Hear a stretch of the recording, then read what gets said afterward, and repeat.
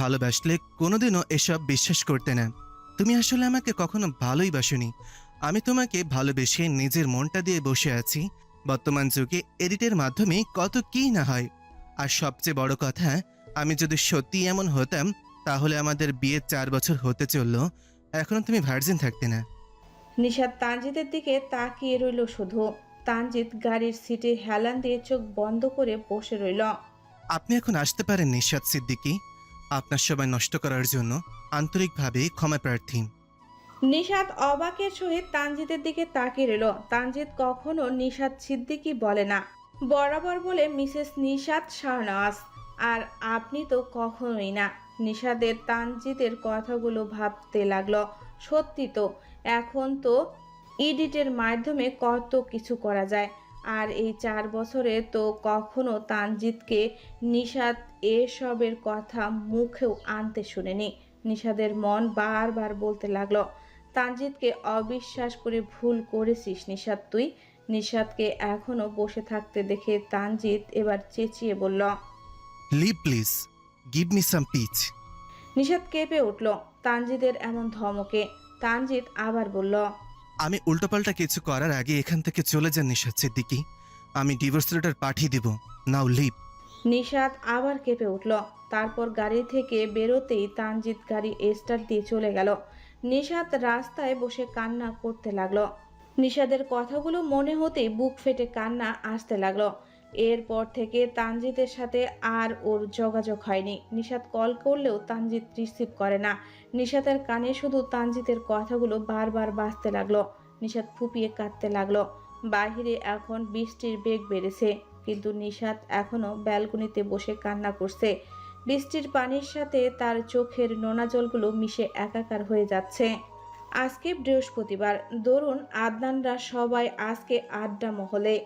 এমনিতেও আজকাল প্রায়ই এখানে থাকা হচ্ছে তাদের। আদনান আর অভ্র বসে বসে কথা বলছিল।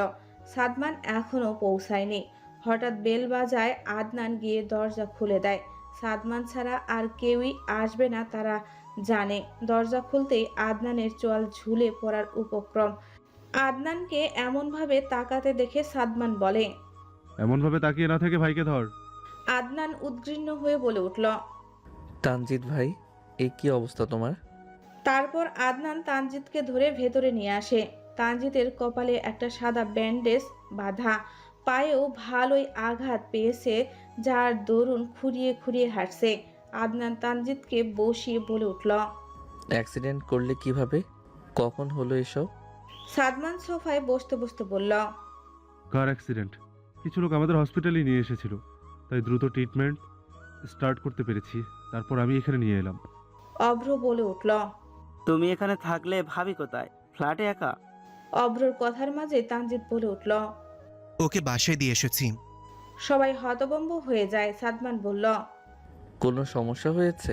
মিটমাট করার জন্য এত কষ্ট করে কিডন্যাপ করলাম, ভাবি কি এখনো রেগে আছে? তানজিৎ কোনো উত্তর দিল না। সোফায় মাথাটা হেলান দিয়ে চোখ বন্ধ করে ফেলল। আদনানরা সবাই চুপ করে রইল।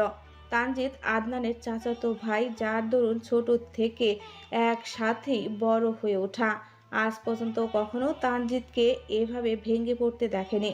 সকল পরিস্থিতিতে নিজেকে শক্ত রাখার যেন এক অদ্ভুত ক্ষমতা আছে তানজিদের। আদনান এবার তানজিদের কাঁধে হাত রেখে নরম স্বরে ডাকল। ভাই। এলিসাকে চিনিস নিশ্চয়ই? অভ্র বলে উঠল। ওরে বাবা, ওই শাকচুন্নিকে চিনব না? তোমার পিছনে না পড়েছিল কয়েকদিন মেডিকেলে থাকাকালীন? কম জ্বালায়নি। হঠাৎ ওর কথা বললে যে? তানজিৎ ওভাবেই চোখ বন্ধ করে বলল। আমি ওই দিন পিয়াসের বার্থডে পার্টিতে গিয়েছিলাম, জানিস নিশ্চয়ই? সবাই বলল হুম। তানজিৎ বলতে লাগলো। সেখানে এলিসাও ছিল। ও আমাকে প্ল্যান করে অতিরিক্ত ড্রিঙ্ক করায়, দেন অনেক নেশা হয়ে যাওয়ায় আমাকে বাসে ফিরতে দেয়নি। ওইখানে ছিলাম, তখন এলিসা আমার সাথে কিছু অশ্লীল ছবি তোলে। তানজিৎ একটা দীর্ঘশ্বাস ফেলে বলল। ছবিগুলো দেখলে মনে হবে যে আমরা রুম ডেট করছি। সবাই চেঁচিয়ে বলে উঠল। তানজিৎ আবার বলতে লাগলো। দেন ওই পিকগুলো আমার ফোন থেকে নিশাতকে সেন্ড করে। আদনান বলে উঠল। হোয়াট দ্য ফা? সাদমান বলল। এর জন্যই ভাবি ভুল বুঝেছে। তুমি ভাবিকে বলনি সত্যিটা? তানজিৎ একটা দীর্ঘশ্বাস ছেড়ে বলল। না, ওর কি উচিত ছিল না আমার উপরে বিশ্বাস রাখা? আমি কি ওর বয়ফ্রেন্ড যে ওকে চিট করব? হাজবেন্ড হয়েই বা যদি ওকে চিট করতে চাই, তাহলে তো ও আর... তানজিৎ চোখ বন্ধ করে ফেলল। সাদমান বলল, মেয়েরা এমনই হয় ভাই, এরা অল্পতেই আঘাত পায়। আর এটা তো অনেক বড় একটা কিছু। যদিও ভাবি সত্যিটা জানে না এখনো, কিন্তু উনি যা দেখেছে তাই তো বিশ্বাস করবে, তাই না বলো? তুমি একটাবার নিজেকে ভাবির জায়গায় রেখে দেখো, তুমি কি করতে এমন কিছু হলে। তানজিৎ এবার সোজা হয়ে বসলো। সত্যি তো, সে যদি নিশাতের জায়গায় থাকতো তাহলে সে কি পারতো বিশ্বাস করতে? হয়তো পারতো, আবার হয়তো পারতো না। হঠাৎ অভ্র বলে উঠল, তুমিই বলো, তুমি কি ভাবিকে ছাড়া থাকতে পারবে? এখন কি একটা অবস্থা হয়েছে তোমার। আচ্ছা ধরে নিলাম ভাবি বিশ্বাস করে না, তোমাকে ভালোবাসে না, তাই বলে কি ছেড়ে দিতে পারে? অভ্রের কথা শেষ হবার আগেই তানজিৎ বলে উঠল, আদনান, গাড়ি বের কর, আমি ড্রাইভ করতে পারবো না এই অবস্থায়। সবাই আলতো হাসলো। বাহিরে এখন বৃষ্টির বেগ অনেকটাই কমেছে। জান্নাত কম্বল মুড়ি দিয়ে কম্বলের ভেতর ঢুকে ফোন স্ক্রল করছে। তার হঠাৎ মনে হলো তার রুমের লাইট অফ হয়ে গেছে। জান্নাতের তো স্পষ্ট মনে আছে ও দরজা নক করে এসেছিল। তাহলে জান্নাত ভাবলো হয়তো কারেন্ট চলে গেছে, কিন্তু হঠাৎ কথা থেকে যেন নূপুরের শব্দ কানে এলো। জান্নাত এবার একটা শুকনো ঢোক গিলল। বাড়িতে এমনিতেই কেউ নেই, তারপর এসব। ফোনের ফ্ল্যাশ লাইট অন করলো, তারপর ধীরে ধীরে মাথাটা বের করলো কম্বল থেকে। তারপর বসে এদিকে ওদিকে দেখতে দেখতে বলল, কি? কারো সারা শব্দ এলো না। চারিদিকে শুনশান হয়ে গেছে পুরো। হঠাৎ জান্নাতের মনে হলো ওর কাঁধে কিছু একটা পড়েছে। ও সেরকম পাত্তা না দিয়ে হাত দিয়ে এনে সামনে ফেলতে নেয়, কিন্তু কেমন যেন একটা লাগলো ওর। ফোনের ফ্ল্যাশ সেদিকে দিয়ে দেখে বেশি কিছু না, জাস্ট একটা সাপ। জান্নাত সেদিকে কিছুক্ষণ তাকিয়ে থাকে, তারপর একটা চিৎকার দিয়ে সেটাকে এলোপাথারি ছুঁড়ে দরজার কাছাকাছি যেতে নেয়, কিন্তু দরজার কাছাকাছি আসতেই পিছলে ধারাম করে পড়ে গেল। আর তারপরে তার সামনে একটা কঙ্কাল ঝুলে পড়ল। জান্নাত এবার গগন কাঁপিয়ে চিৎকার দিয়ে অজ্ঞান হয়ে গেল। তখনই পর্দার আড়াল থেকে অয়ন একটা নূপুর হাতে বেরিয়ে এলো। যা শালা, অজ্ঞান হয়ে গেল দেখি, বেশ হয়েছে। কত বড় সাহস, আমার গার্লফ্রেন্ডকে ভুলভাল বুঝিয়ে আমাদের ব্রেকআপ করিয়ে দিয়েছে। তারপরে আবার কাঁদো কাঁদো সুরে বলল, ওইটা আমার ফেভারিট গার্লফ্রেন্ড ছিল। আহা, 10টার মধ্যে ওটার পেছনেই তো আমার অর্ধেক সময় যেত। সব শালা তোর জন্য হয়েছে। অয়ন জান্নাতের দিকে একটু এগিয়ে গিয়ে নাকের সামনে হাত রাখে, তারপরই বুকে হাত দিয়ে বলে, যাক বাবা, বেঁচে তো আছে। আজকে সূর্যি মামা একদম উজ্জ্বলভাবে কিরণ দিচ্ছে। বৃষ্টির আভাসটা যেন কেটে গেছে। চারিদিকে সূর্যের আলোয় আলোকিত। শীতের মধ্যে রোদ পোহাতে কান্না ভালো লাগে। মহুয়ার জ্বরটা কমেছে খানিকটা। মহুয়া ছাদের দোলনায় বসে সূর্যি মামার উষ্ণ তাপ উপভোগ করছে আর কিছু মনোযোগ দিয়ে ভাবছে। আজকাল ভাবাই যেন তার প্রধান কাজ হয়ে দাঁড়িয়েছে। কিছুক্ষণ পর পর শুধু দীর্ঘশ্বাস ফেলছে। মাহির ফোনে কথা শেষ করে মহুয়ার দিকে এগিয়ে এলো। মহুয়ার জ্বর আসার পর অধিকাংশ সময় সে বাসায় থাকে। মাহির মহুয়াকে এমন ভাবতে আর কিছুক্ষণ পর পর দীর্ঘশ্বাস ফেলতে দেখে বলে, কি রে, কি ভাবছিস? কোনো সমস্যা? মহুয়ার ভাবনার ছেদ ঘটে। সে মাহিরের দিকে তাকিয়ে বলে, তুমি ঠিকই বলো ভাইয়া, উপন্যাস পড়তে পড়তে আমি পাগল হয়ে গেছি। মাহির হেসে মহুয়ার মাথায় হাত বুলিয়ে বলে উঠল, ও তো তুই এমনিতেই জন্মগতভাবে পাগল। জন্মের সময় তোর মাথায় একটা তার ছেঁড়া ছিল, ডাক্তাররা রিপোর্ট দেখে তখনই বলেছে সেটা। মহুয়ার রাগী দৃষ্টি নিক্ষেপ করলো মাহিরের পানে। মাহির হেসে উঠল। মহুয়ার পাশে বসে বলল, কি হয়েছে যে হঠাৎ এমন সত্যি কথা বললি? মহুয়া একটা দীর্ঘশ্বাস ছেড়ে বলল, সত্যি মিথ্যা জানা নেই, কিন্তু কালকে রাতে এতটুকু বলেই মহুয়া থেমে গেল। মাহির ফোন স্ক্রল করতে করতে বলে উঠল। কালকে রাতে কি? মহুয়া মাহিরের দিকে তাকিয়ে বলল, জানি না, স্বপ্নেই হবে হয়তো। মনে হলো কেউ একজন আলতোভাবে আমার গালে হাত বুলিয়ে দিচ্ছিল, আর তারপরে মাহির ফোনে চোখ নিবদ্ধ রেখেই বলল, এত গবেষণা হয়েছে যে তুই স্বপ্নেও তাই দেখেছিস। আচ্ছা, তারপরে কি? মহুয়া থমকে রইল। মহুয়ার যতটুকু মনে পড়ছে, কেউ একজন রাতে সে যখন ঘুমিয়েছিল তখন তার গালে হাত বুলিয়ে দিয়েছিল।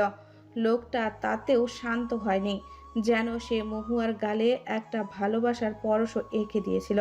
মহুয়ার সেসব মনে হতেই কেমন যেন একটা শিহরণ বয়ে গেল পুরো দেহে। ফেসটা দেখতে পারেনি সে, কেমন ঝাপসা ঝাপসা। মহুয়া তৎক্ষণাৎ নিজেকে নিজে বলতে লাগলো, স্বপ্ন, স্বপ্নই হবে। হ্যাঁ হ্যাঁ, স্বপ্ন।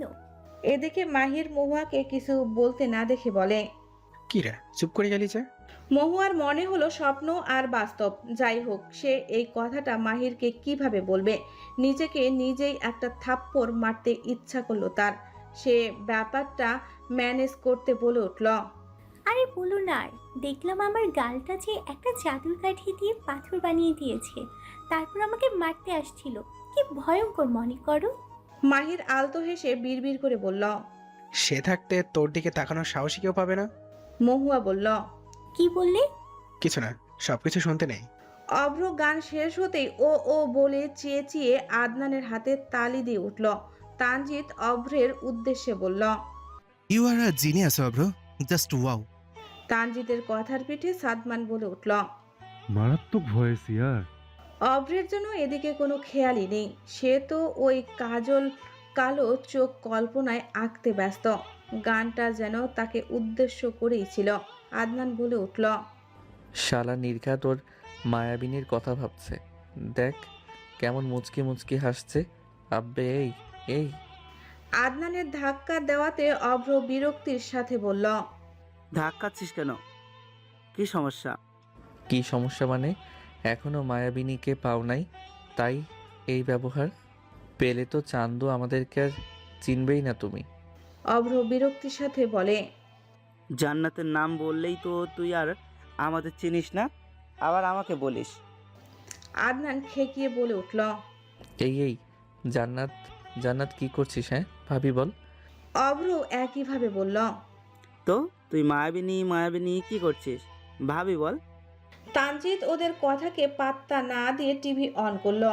হঠাৎ একটা নিউজ চ্যানেলে গিয়ে তানজিতের ভ্রু কুঁচকে গেল। সবাই কথা থামিয়ে টিভির দিকে মনোযোগ দিল। গতকালকে মেন রোডের পাশ থেকে একজন অজ্ঞাত ব্যক্তির লাশ উদ্ধার করা হয়েছে। লোকটার চেহারা পুরো থেতলে গিয়েছে। প্রত্যক্ষদর্শীদের মতে কোনো হিংস্র জন্তুর কবলে পড়েছিল লোকটা। লোকটার গায়ে একটা বুলেটও পাওয়া যায় এবং লোকটার বুকে বড় বড় করে এএসটি এই 3টি অক্ষর লেখা ছিল। পুলিশ এখনও এই অজ্ঞাত ব্যক্তির পরিচয় পায়নি। পুলিশ তদন্ত করছে এই নিয়ে, আর এই এএসটি এর রহস্য উদ্ঘাটন করবে বলে জানিয়েছে ওসি আমিনুল হক। ওসি আমিনুল হকের মতে লোকটাকে মার্ডার করে মেইন রোডের পাশে রেখে যাওয়া হয়েছে। খুব দ্রুত এর সমাধান বের করবেন তিনি জানিয়েছেন। তানজিৎ বাকিদের দিকে তাকালো, যাদের মুখে এখন রহস্যের হাসি খেলা করছে। আপু প্লিজ চলো না, মহুয়ার তো জ্বর, আর কাকে বলবো বলো? মেঘলাটাও তো ফুপিকে ছেড়ে নড়বে না, তুমিই চলো না। নিশাত বলে উঠল, কালকে আমাকে এক জায়গায় যেতে হবে, কাজ আছে বোন আমার। তা না হলে কি যেতাম না বল? তোদের সম্পর্কটা এত দূর চলে এসেছে, সেটা তুই এখন বলছিস আমাকে, আগে যদি বলতি। নিশাতকে থামিয়ে জান্নাত বলল, আরে আমি এখনো কিছুই বুঝতে পারছি না যে কি হচ্ছে, সব হুট করেই হয়ে গেল। নিশাত মুস্কি হেসে বলল, ভালোবাসা হুট করেই হয়ে যায় বুঝলি। জান্নাত কিছু বলো না, ওর সেদিন থেকে আদনানের কথা বললেই কেমন লজ্জা লাগে। নিশাত বলে উঠল, মহু তো শুনলে যাওয়ার জন্য নাচ শুরু করবে, বাট মাহির ভাইয়া নির্ঘাত যেতে দিবে না, শুধু শুধু ওর মনটা খারাপ হবে। তাই তো বলছি, তোমার কাজটা পরে করো, বরং আগে আমার সাথে চলো প্লিজ। জান্নাতের এমন অনুরোধের স্বর শুনে নিশাত বলল, আচ্ছা ঠিক আছে, আমি দেখছি। জান্নাত বলে উঠল, তার মানে যাচ্ছ আমার সাথে? Thank you, bye. নিশাতকে আর কিছু বলতে না দিয়ে জান্নাত কল কেটে দিল। নিশাত একটা দীর্ঘশ্বাস ছাড়ল, ভাবতে লাগলো এখন ওই পাগলকে কি বলবে। সে তো আজ তো চিবিয়ে খাবে।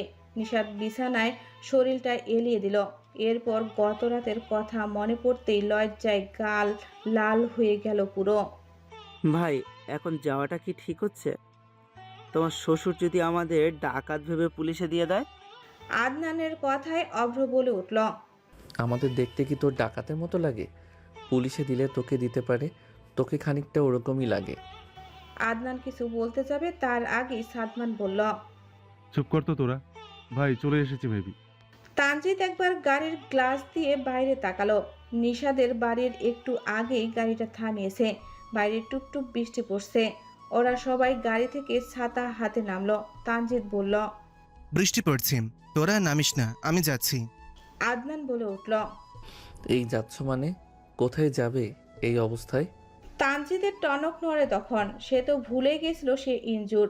পাইপ দিয়ে ওঠা তো সম্ভব না। তানজিৎ কিছু একটা ভাবলো, তারপর বলল। তোরা গাড়িতে বস, তারপর এখানে যা, আমি কল করলে চলে আসিস তখন। আদনান বলে উঠল। আমরা চলে যাব? ও আচ্ছা। ভাই তুমি বললে গাড়িটাও রেখে যেতে পারি। রাগ ভাঙাতে সুভি। তানজিৎ গরম চোখে আদনানের দিকে তাকালো। আদনান চুপ হয়ে মেকি হাসি দিয়ে বলল। ইয়ে মানে অল দ্য বেস্ট ভাই। আদনানরা গাড়িতে উঠে চলে গেল। তানজিৎ নিশাদের বাড়ির দিকে তাকালো। নিশাদের রুমের কোনো আলো জ্বলছে না, কিন্তু তানজিতের মনে বলছে নিশাদ ঘুমায়নি। সে নিশাদকে একটা মেসেজ করল। বাইরে আসো। নিশাদ তখন বৃষ্টিতে পুরো ভিজে গিয়েছিল। ভাইয়ারা বাসায়, কথাটা মাথায় আসতেই সে রুমে এসে সবেমাত্র ড্রেস চেঞ্জ করল। দরজা নক করতে মানা করেছে, যার দরুন দরজাটা নক না। তারা এই অবস্থায় দেখলে তুলকালাম কাণ্ড ঘটাবে। ফোনের নোটিফিকেশনের শব্দ আসতেই নিশাদ হকচকিয়ে গেল। হয়তো রাতের মেসেজ। সে ফোনটা হাতে নিতেই চমকে উঠল। চোখ দুটো আবার ছলছল হয়ে উঠল। সে আবার ব্যালকনিতে যায়। ল্যাম্প পোস্টের আলোয় যতটুকু দেখা যাচ্ছে যে একজন লোক ছাতা হাতে দাঁড়িয়ে। নিশাদ স্পষ্ট বুঝতে পেরেছে ওইটা তানজিৎ।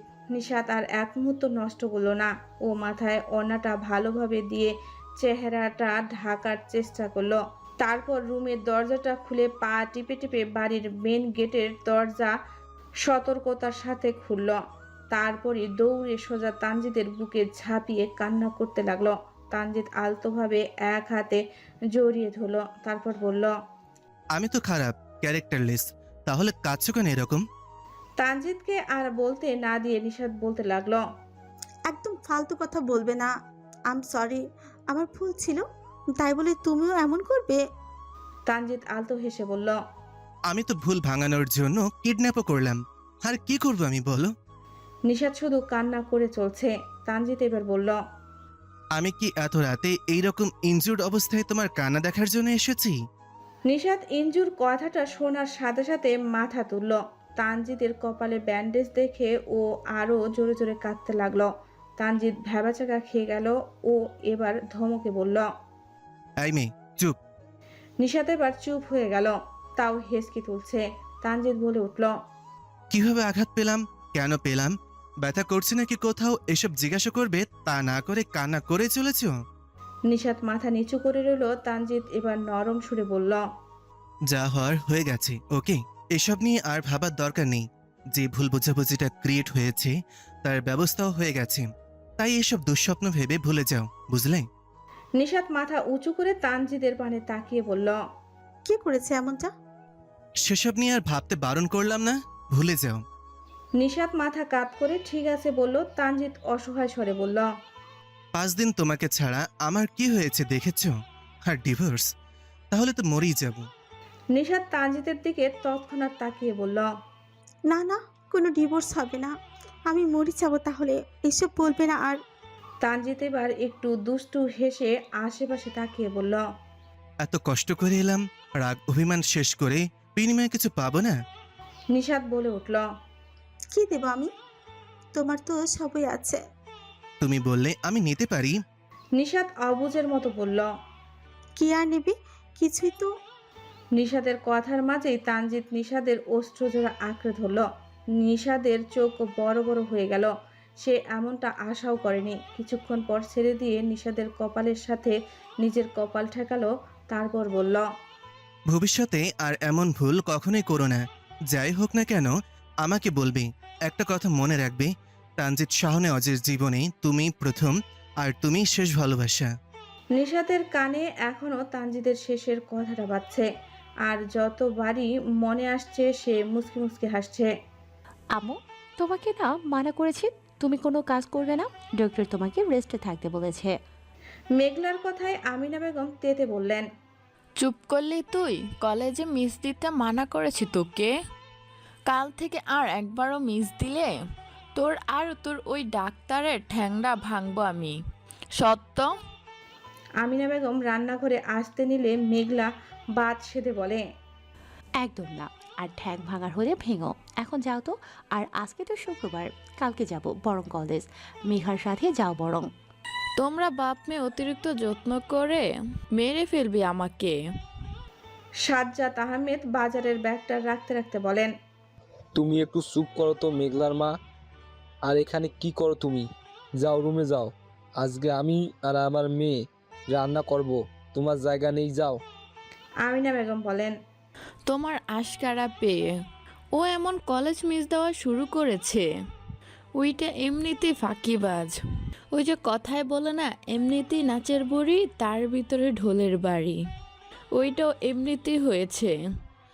লাগবে না এমন যত্ন আমার। যাও খুশি করো তোমরা বাপ বেটি। বলতে বলতে আমিনা বেগম চলে গেলেন। ইয়াম্মি, আরমান ভাইয়া আপনি এত ভালো বিরিয়ানি রান্না করতে পারেন, জাস্ট অমৃত। মহুয়া বিরিয়ানি খেতে খেতে বলল। আরমান মাথা চুলকে হেসে বলল, এতটাও ভালো না, বেশি বলছো তুমি। মহুয়া আবার বলল, আরে না, জাস্ট ওয়াও। আমার লাইফে এত ভালো বিরিয়ানি কখনো খাইনি। আম্মু ফেল আপনার কাছে। মাহির পাশ থেকে বলল, শালা, আমার জন্য তো আনতে পারতে।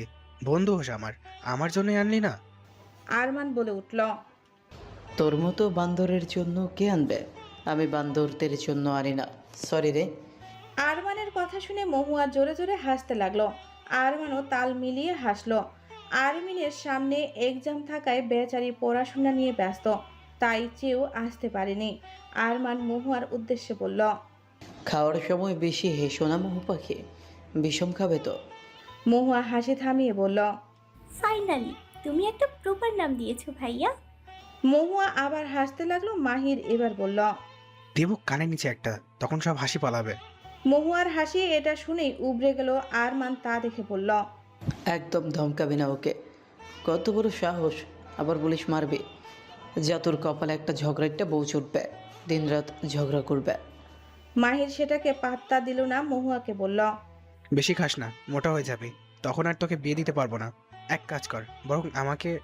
মহুয়া প্লেট সরিয়ে বলল, একদম না, একটা দানাও দিব না তোমাকে। আর বিয়ে হলে হবে, না হলে না হবে। বিরিয়ানিতে ভাত দিতে পারতাম না, সরি। আরমান বলে উঠল, দেখ টেবিলে একটা ব্যাগ রাখা আছে, ওইটাতে বিরিয়ানি আছে। মাহির বসা থেকে উঠে দাঁড়ালো তৎক্ষণাৎ, তারপর বলল, আগে বললেই হতো। বলেই ও চলে গেল। আরমান মহুয়ার দিকে তাকিয়ে বলে, এত ভালো লেগেছে আবার আমার তৈরি বিরিয়ানি। মহুয়া খেতে খেতে বলল, খুব। আরমান মহুয়ার দিকে অপলক তাকিয়ে বলে উঠল, আর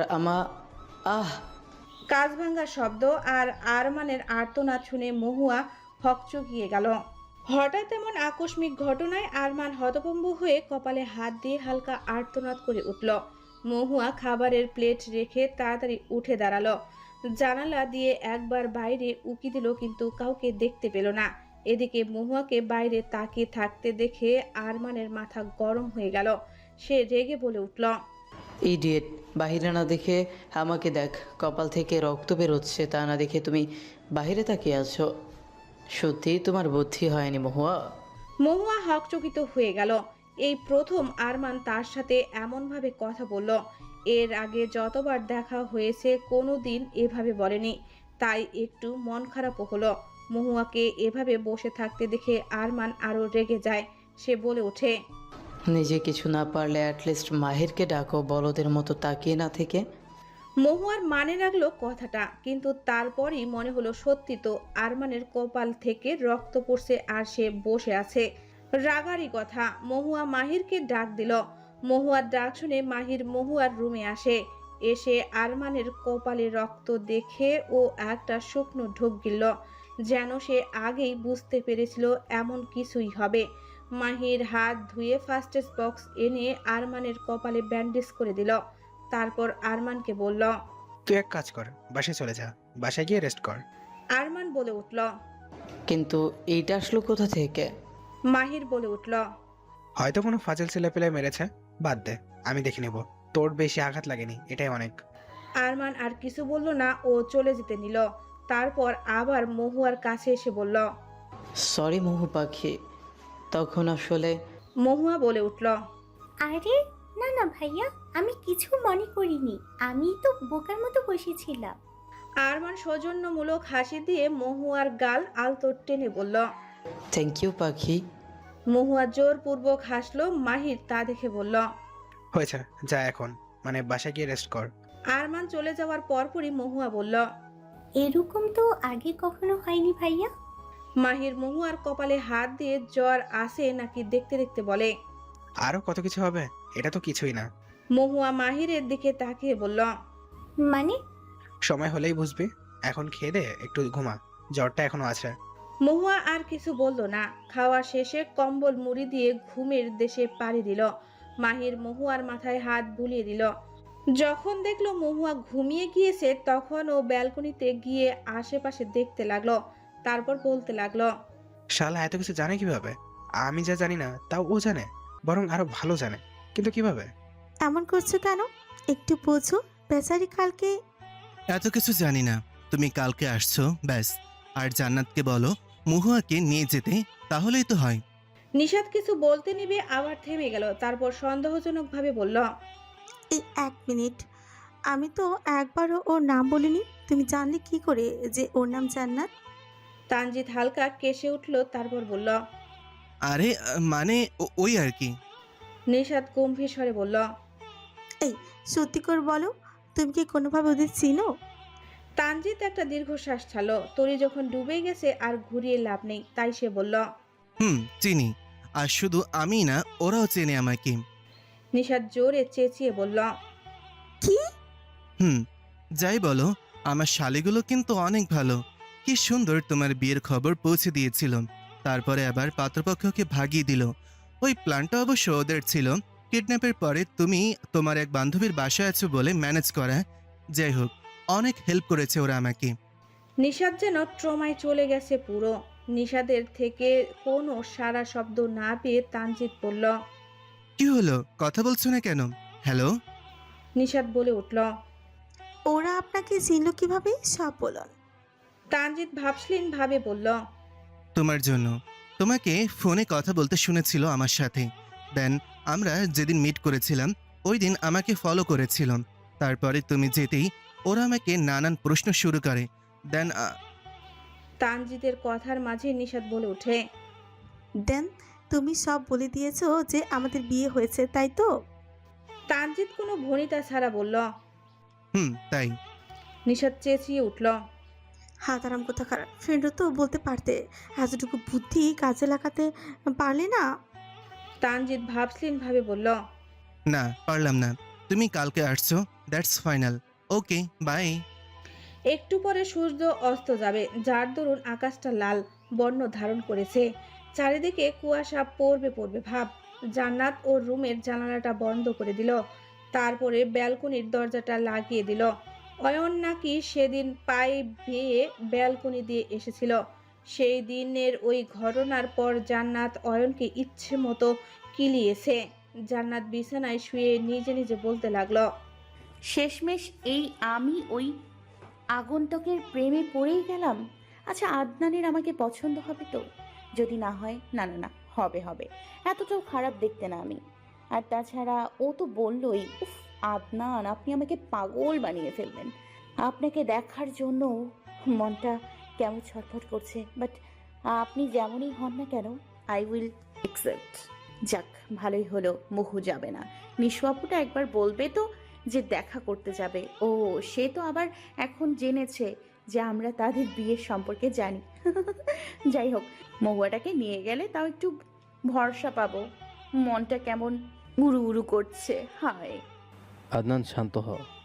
আদনান একটা ফুলদানি আছাড় দিয়ে রেগে চেঁচিয়ে বলল। কিভাবে বলছিস আমাকে শান্ত হতে? এটা শান্ত হওয়ার মতো কথা বলেছে, ইচ্ছা তো করেছে তোমাকে। বলেই আদনান সামনে থাকা একজন ব্যক্তির দিকে তেড়ে যেতে লাগলো, আর ব্যক্তিটা ভয়ে হাত নেড়ে নেড়ে বলে উঠল। ওরে বাবা গো, আসবি স্যার, হেল্প মি। আশফি নাক সিটকে বলল। এই একদম আমার কাছে আসবে না, ওইখানেই দাঁড়াও। লোকটার ঠোঁট উল্টে ঘন ঘন চোখের পাপড়ি ফেলে তাকিয়ে রইল। আদনানকে সাদমান আর অভ্র দুজন মিলে ধরে রেখেছে। আদনান আবার চেঁচিয়ে বলল। Stop your fucking drama.